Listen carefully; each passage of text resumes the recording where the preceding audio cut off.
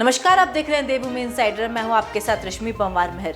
रुक करते हैं आज की मुख्य खबरों की ओर। 47 साल के हुए उत्तराखंड के सीएम धामी संकल्प दिवस के रूप में प्रदेश भर में मनाया जा रहा जन्मदिन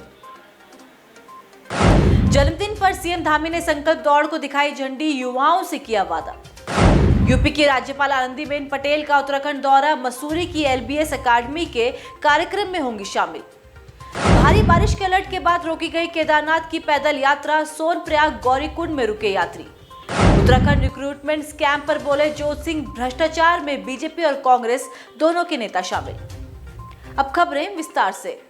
आज उत्तराखंड के मुख्यमंत्री पुष्कर सिंह धामी का जन्मदिन है। बीजेपी मुख्यमंत्री धामी के जन्मदिन को संकल्प दिवस के रूप में मना रही है। पार्टी कई दिनों से संकल्प दिवस की तैयारियों में जुटी थी। इसके साथ ही बीजेपी प्रधानमंत्री नरेंद्र मोदी के जन्म दिवस 17 सितंबर को सेवा पखवाड़ा दिवस के रूप में मनाएगी।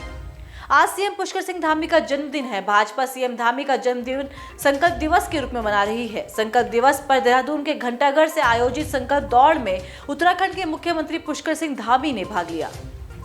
यूपी की राज्यपाल आनंदीबेन पटेल 3 दिवसीय दौरे पर उत्तराखंड पहुंच रही हैं। 17 सितंबर को लाल बहादुर शास्त्री प्रशासनिक अकादमी में आयोजित होने वाले कार्यक्रम में आनंदीबेन पटेल शिरकत करेंगी। 18 सितंबर को मसूरी के विभिन्न पर्यटक स्थलों का भ्रमण करेंगी। उत्तराखंड मौसम विभाग के भारी बारिश के अलर्ट के बाद आज केदारनाथ धाम की पैदल यात्रा को रोक दिया गया है। केदारनाथ यात्रा मार्ग के सोनप्रयाग गौरीकुंड के बीच भारी मात्रा में मलबा आया है। इस कारण यात्रियों को सोनप्रयाग और गौरीकुंड में रोका गया है। मसूरी में आम आदमी पार्टी के प्रदेश संयोजक जोत सिंह बिष्ट ने कांग्रेस और बीजेपी पर गंभीर आरोप लगाए हैं। उन्होंने उत्तराखंड में भर्ती घोटाले को लेकर कहा है कि भर्ती घोटाले में दोनों ही पार्टियों के नेता शामिल हैं। अगर सीएम पाक साफ है तो फिर सीबीआई जांच से क्यों डर रहे हैं।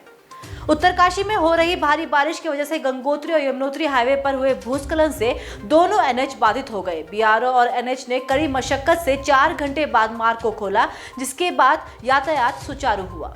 देहरादून सहजदारा रोड के चौड़ीकरण और प्रस्तावित 2057 पेड़ों के कटान मामले में सरकार को राहत मिली है। कोर्ट ने मामले पर लगी रोक को हटा दिया है। साथ ही सरकार को एफआरआई की निगरानी में प्लांटेशन करने के भी निर्देश दिए हैं।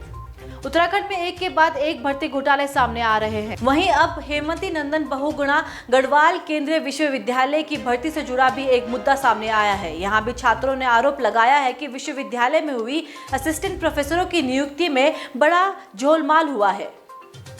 उत्तराखंड के हरिद्वार शहर में एक दुकान को बेचने के लेकर इन दिनों बड़ा हंगामा हो रखा है। ये दुकान गैर हिंदू को बेची जा रही है, जिसका व्यापारियों ने विरोध किया है। अब यह मामला प्रशासन और नगर निगम हरिद्वार तक पहुंच चुका है। व्यापारियों के विरोध का कारण नगर निगम हरिद्वार बायलॉज है, जो अंग्रेजों के समय से चला आ रहा है।